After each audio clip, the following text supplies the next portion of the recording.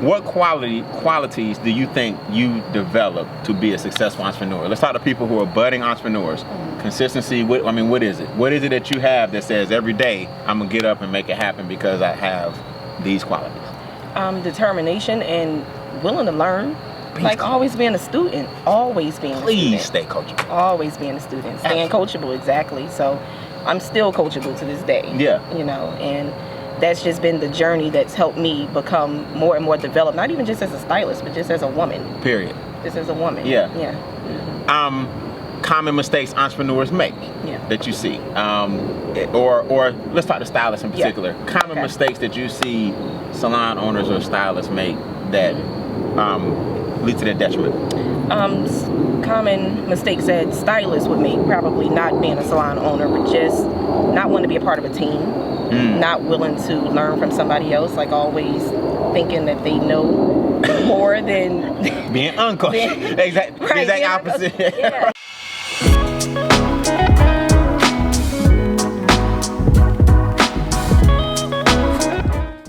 It's a great day to change lives. Welcome to another episode of the Instincts Pondcast, where we turn trials and tribulations into celebrations. And I have a special guest in the building. This is going to be a lot of fun, not only because I love the way she talks for some reason. Oh my God. I don't know if you know that. I just love the way you talk. I don't know why. So I'm going to make her talk a lot.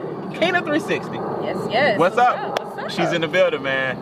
Hey, let me give you the format of the show. Okay. All right. So we hit them between the eyes, like within the first 10 seconds. Yeah.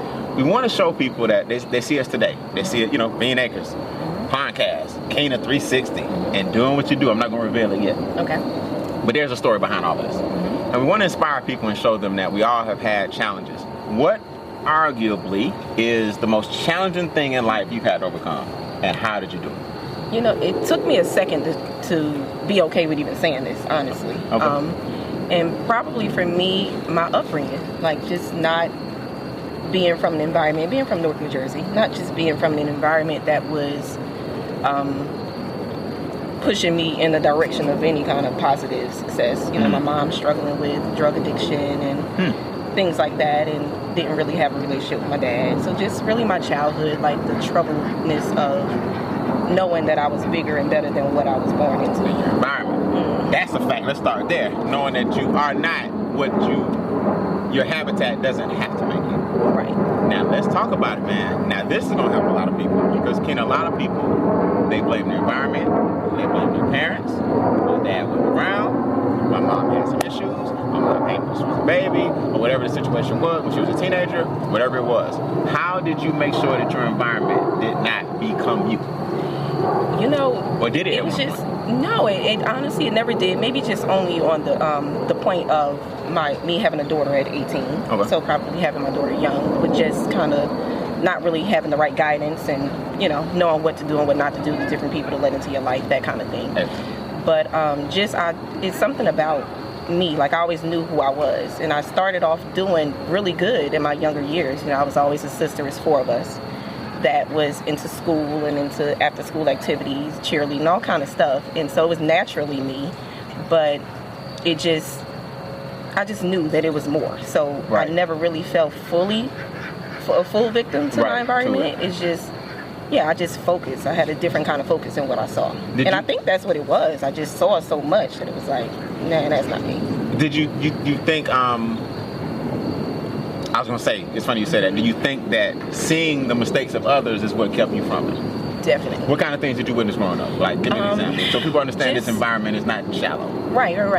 Just things like I said, watching my mom and just the things she did, and watching my sister, my older sister, who kind of stepped in as my mom and did a lot for her younger sister. She's 10 years older than me. So watching her struggle, just trying to live her own life with her first son and having her 3 sisters crammed into a 1-bedroom apartment with her, and just seeing all of that, and it was like I had a drive to help her at the same time too. It was like I watched her, and she said when I was little, like 3 or 4, I used to call her mommy, and it would stress her out because she was 13. It's like people would be looking at her like, mommy. That's impressive. Yeah, that's impressive. And so just watching my mother struggle with just life. Like, I can't say that I physically saw her do drugs, but just watching her, knowing what was going on in my life, and knowing that she just probably wasn't going to get right. And just wanting to be better for my sister, honestly. Makes sense. Yeah. That's good.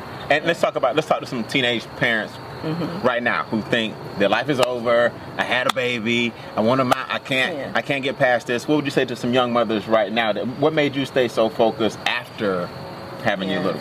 Yeah, you know, I watched my sister, like I said, struggle with my oldest nephew, and when I fell into the same sort of environment or same scenario in my life with being a young teenage parent, my daughter just became like that thing that was like, I'm not going to let her do what was done to me, and it's not going to happen. Broken. Yeah, it was not. It wasn't going to happen.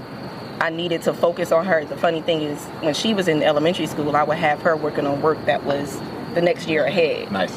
So she was always smart. Like the things she's doing today at 25 and 26. Well, she's 26 now. 26. She's just always a genius. So I just watched everything that everybody else was doing, and I knew that to the best of my ability, I was just going to make sure my daughter was focused on education. She was going to have the bare necessities to not have the same stress I did in elementary school and high school. And good. Just worked on her personality so she'd know she was better than what we were still in, because she was born in New Jersey too. Got you. I got you. Well, let me say this about you, man. You know, we hung out for a while in Miami, and I'm telling, I still talk about it. I have never met, I won't say ever, but seldom do I meet a person that to me just epitomizes just cool. Where do you get this? You seem that you don't let a lot bother you. Every time I see you, you smiling. And I know you got a lot going on. Where does this optimism, this eternal optimism come from? I tell everybody I meet that's a young lady, you got to hang out with Keena. I do. I don't know if it's going to work or not. Probably not. But where do you get this positive vibe, this optimism? You just seem to have you just enjoy life. The same thing that made me, like, just born and raised in Newark, New Jersey. And instead of letting myself become a product of my environment in a negative way, it's just I picked up the instincts, honestly, to survive in an environment like that. And it's just after you grow up in an environment like that, it's like nothing can't really break me. It's hard to break me after that. Yeah, when you experience so many things so young, you like, if I can get through that, this little stuff y'all talking about. Y'all be worried about the wrong stuff. It's so little. Like, let it go. Right. Okay. And I know your husband, and I watch y'all's dynamic. Y'all actually need to write a book on relationships, traveling, enjoying each other. You guys, I have a book concept. Yeah. You already do? I do. Okay, good. Y'all really should. Maybe we'll wait till y'all launch the book on that. So, what are you doing now? And let's talk about how you got on that journey. What are you doing now? Well, immediately after leaving high school, I put my daughter in daycare for the first year of her life, and I went to cosmetology school. Okay. I thought I was destined for college, to be honest. I thought I did. I thought I was. My sister thought I was, too. So when I went to cosmetology school, she was a little upset because it was, people think about trade school versus, tradition. And after I did that, it was because I had a daughter at such a young age that I knew I just wanted a better life for her. So I decided to focus on a gift that I had without high school, elementary school, which was using my hands, styling hair, that sort of thing. So I went to cosmetology school. I graduated in the school doesn't exist anymore, but what they consider a little bit more like record-breaking time, because like in trade school, you pick it up by hours. Okay. So my program was 1,200 hours. And after you get to a certain point and get your permit, then you can move on to collecting more hours if you want to. Okay. And so I went day and night. I would just kind of take a one break in between. My nephew would watch my daughter. Take a one break in between because I had to hurry up and get to the money. Okay. Yeah, I had to get to the money. Okay. So I went into the salon, and I was happy that I went into a commission salon at first because it helped me develop like a better culture.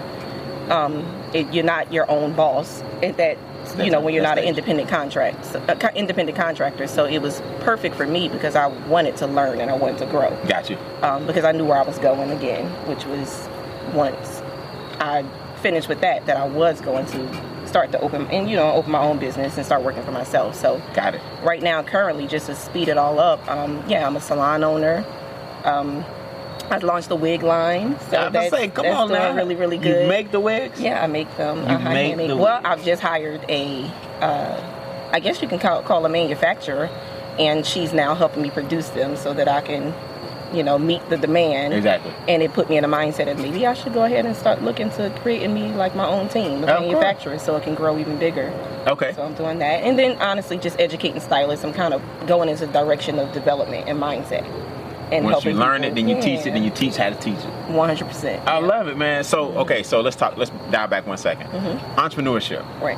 You got a lot of stylists watching. You got a lot of people who want to be a stylist, or fellas, if you're watching, don't tune out because entrepreneurship, we got some basic principles of success. Yeah. Everybody's not cut out for it.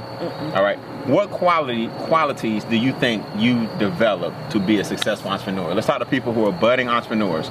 Consistency. What is it? What is it that you have that says every day I'm gonna get up and make it happen because I have these qualities? Determination and willing to learn. Like always being a student. Always being a student. Please stay coachable. Always being a student. Staying coachable, exactly. So I'm still coachable to this day. Yeah. And that's just been the journey that's helped me become more and more developed, not even just as a stylist, but just as a woman. Period. Just as a woman. Yeah. Yeah. Common mistakes entrepreneurs make that you see. Or let's talk to stylists in particular. Yeah. Common mistakes that you see salon owners or stylists make that lead to their detriment. Common mistakes that stylists would make, probably not being a salon owner, but just not wanting to be a part of a team. Not willing to learn from somebody else, like always thinking that they know more than being uncoachable. Exact opposite. Yeah, and just not taking it seriously. In my business, in my industry, we have a problem with people taking it and looking at it as a hobby. Like they don't realize that it's a real career, but a lot of that to me is the fault of ours because we're so free and able to create and do what we want to do. We don't make the right choices. So I just believe in constantly taking trainings for development, both technically and mentally. And it's been the best thing I could do for my career. And not knowing that was going to be the thing that I was going to start to go into myself, which was coaching and becoming an educator, that they just have to do better at being serious about what they're doing. And just because you use your hands, it doesn't mean that it can't be something that develops into like $1 million brand. That's right. Don't minimize the gift. Yeah. Don't minimize the talent. Don't minimize the industry.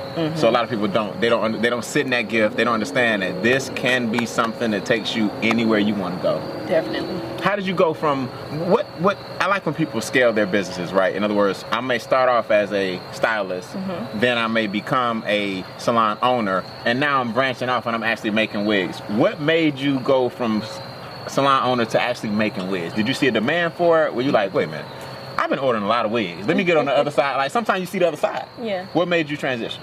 Well, actually, I started educating first, and I still do that now digitally and in person, but I became an educator first just to give back to my industry.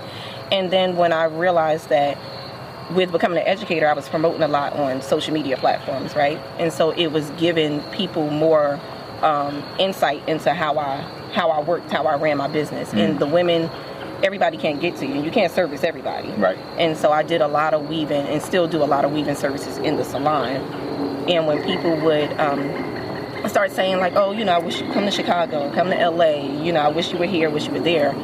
And I was already making wigs in the salon with my clients, but I wasn't doing them that they weren't shippable, if that's a word. Like I wasn't creating them for people in other states. Okay. Because I was afraid to like mess up, didn't know the measurements and the head shapes. And once I figured all of that out, and I realized I could put myself in a box and package myself. Okay, got you. I can just increase my revenue by being able to style for people who can't sit in my chair. I got you. Yeah. I got you. Now, I said on season 2, I was going to push the envelope a little bit. Let me push the envelope on this. It is now common that everybody wears a wig. Yeah. Not everybody. Yeah. I don't like making jokes. But a lot of people just rock the wigs, and fellas, we understand and accept that, hey, she got on a wig, and like, I mean, because like a long time ago, it was like, it wasn't just, it was the, what's the word? It wasn't the norm. The norm. Now, if you're like, girl, that's a nice wig. When did this shift happen to, hey, this a wig, you know it. People got reels of their wig falling off, and it's okay. It's okay. When did the shift happen? Where, like, was it celebrities? Was it just women are busy now, so they ain't got time to be trying to fool around with this hair? Yeah. What happened? I hate to interrupt, but we got to take a break. I got to pay some bills. This segment was sponsored by the Instincts Training Series. Do you guys know you are the highest form of intelligence watching this video? That means you're a human being. Well, God created other animals as well. There are millions of other species, and I teach you how to tap into your instincts by using what God gave them and their survival mechanisms so you can reach your full potential. Do me a big favor. Visit briannbean.com. That's briannbean.com for a glimpse and a free keynote into our Instincts Training Series, and I'll see you guys on the other side. Now enjoy the rest of the episode. The funny thing is, wigs have always been around. Hair pieces, wigs, all kind of hair pieces have always been around. Right. Like you said, it used to be like a little black cloud over it at first years ago. Like no one would want to be caught dead in a wig or that sort of thing. But now when we speed up to 2022 and like today's time or whatever time we're in, like now that you speed up to that, you notice that people are kind of wearing these services now as fashion statements. Okay, that makes sense. You know, stuff like that. Sense. Yeah, it's like you're no longer push the envelope a little bit. Yeah, you're no longer looking at it like you just have a hair loss issue or that sort of thing. And now that it's become like the new accessory. You know, I get women who come sit in my chair and like, oh, I'm going to a wedding, I want a bob, but they have hair down here, so they want to sew it all up. I was going to ask you, why would a person wear a short wig? But I thought you wore a wig to get some length. I saw a girl, I was like, oh, that's a wig. Yeah, this is a short wig. Yeah. Like, so you can switch it up. Mm-hmm. Yeah, and it's funny because my wig line is specifically a short wig line. That's right. I remember that. Mm-hmm. So you cater to, in other words, if I have long hair and I want it to be short, I can put all that up under there? I mean, forget these questions I'm just asking. I can put all of that under a short wig. You can. With the correct braided foundation, you can, but it's become just an accessory. Like some women they don't want to commit to the haircut if they want to try something short. So they don't want to commit to the haircut. And but then you do have some women where I feel like I want to marry my passion with my purpose because they have issues that are way beyond what people think is typical beauty. And that becomes like an even bigger problem because there are a lot of stylists who still frown upon it because they don't do that technique themselves. Like they don't work with weaves and their marketing style is different from mine. Like their marketing style might just be, these are the problems. Wearing weaves is what's causing the problem, but it's not it. It's really the improper application of a stylist that's causing the problem. It's to the root of it. I can't blame you. Let's blame the right person. It's not, don't blame the technique. You gotta blame the person doing it. So you have problems where, you have situations where some women, just based off of hereditary issues, things with their hormones, all kind of stuff, that they have to add something in order to be able to get up and feel comfortable about going to work. Really? You know? I saw Chris Rock's documentary a while back, Good Hair. Did you see Good Hair? It's funny, I never watched that. Bad hair. It was good hair. It's good. I think it's good hair. See, I never watched it. Yeah, I think it's bad hair. Bad hair. I think it's good. Never watched it. You should see it. It's a documentary basically that highlights and outlines how important a woman's hair, what it represents to her. Yeah. Why do you think a lot of women, and please don't just say wait and exhale. Right. Why do a lot of women, when they go through something, they go to chopping, slicing, dicing? Is it just, are you trying to free yourself up? Yeah. I think change with women, period. Like we not only slice our hair, we want to shed the weight. We want to do all kind of things because when you have a lot going on in your life, like you just want to reinvent yourself. Gotcha. You don't want to, everything about who you were reminds you of that trauma. And so if you let go of the long hair and go into short, then you feel like you're a new person. You're starting over fresh. And so now you're moving on and moving your life into a different direction. So you got to see Good Hair. I'm telling you, he tackles it, because he tackles the certain stereotypes, the emotions that come with your hair. It's decent. You know, I'm a documentary buff, so but it's decent. You should check it out. And I gotta get into documentaries. Oh, you got to. This whole Instincts Pondcast was based on a whole bunch of documentaries and animals that I've studied and how to make money with them, and how to make money using their mentality, and how to become a better person using their instincts. Oh, documentaries, come on, man. I got a whole list. When you get ready, I got 10 for you. Okay, give me another job. Yeah. So let me ask you this before we go. So, salons. Do you find, because I find this often being a trainer, a coach, a speaker, that you become people's therapist, priest, mom, sister? What is it like to have a person sit in a chair, dump all this on you? Do you have to sometimes separate yourself from the client's life experiences? Yeah, you do. Sometimes they sometimes they're reflective really of your life too sometimes, like, and it builds like a relationship where you're helping each other. It's not always just about you're saying something that's helping them. Yeah. Some of the things they're going through, like sometimes I have people sit in my chair and they have conversations that are, their situations are worse than mine, and I get a chance to go home and appreciate what I have because it's showing me something totally different. And yeah, you get to help people, but they help you, like they really do help you. And sometimes it's funny. Right. Sometimes there's some funny stuff being said, and sometimes things you don't agree with. But it does feel good though, as a person, where you can help somebody get through just maybe something with their children, maybe something with their spouse. They may not always be looking at it the same way. Sometimes people are on the phone having conversations, and when they hang up, you're like, why are you talking to that man like that? Give him a different perspective. Yeah, it's like it'd be so much going on in other people's lives, and so you do carry some of it home, and sometimes it is like draining. But I don't know, I just feel like I'm in like the best. I feel like I'm in the best industry, not only just to help women look and feel beautiful, but just to be able to be a part of people's lives, because I'm forever, like I have clients that I've styled them for weddings, proms, and everything. I'm like forever a part of their life. They're going to be like old and gray, and they'll still always know my name and know who I was and remember that experience because I'm sitting on their mantle. Or like now they're telling their grandchildren. Who got them looking so fly on that memorable day. Yeah. So that right there for me, I've just always enjoyed what I do because of knowing like I carry with you for your whole life. Through the whole life. That's good. Is there ever a fear, I don't know if barbers deal with this or salon owners, is there ever a fear that your number one person is going to spin off and open up? It's almost inevitable. They're going to open up their own salon. They're going to take the clientele with them. Or you just root them on. Is that part of the business? It's part of the girl, don't you leave me. It happens though. It happens. It does happen because that happened with me. Like when I left a business, I took some business. I wasn't trying to do that. Right. But it did happen. But just you as the salon owner, like the salon that I left, she just wasn't a good owner. And so when I separated and branched off and went into my own space, it was people who were sitting in other chairs who were happy that they could feel comfortable with being serviced by me because they didn't have to see the stylist that they were, was previously being serviced by. But for me, it does. I have one stylist. I have a small boutique salon. Okay. I do so much outside the salon that for me right now, I don't know if it'll ever change, but I'm not interested in a large salon. Right. But for me, I'm never worried about that because I have staff meetings with my one stylist. We have staff meetings. We do. Right. I connect with her and I find out, and I always ask her seasonally, like, how is her business going and how does she feel like? And I'm real attentive to things that she may need within the business. So it's like when you treat your staff right, whether you have a big one or a small one, you don't have to worry about them leaving you for anything wrong. But you should always want to see somebody grow. To be honest, you ain't hating on the fact that they're doing well. Right. Somebody got you there. And if you're smart, you can really franchise your business and let them open up another one of your businesses. So it's all how you position it. It's positioning.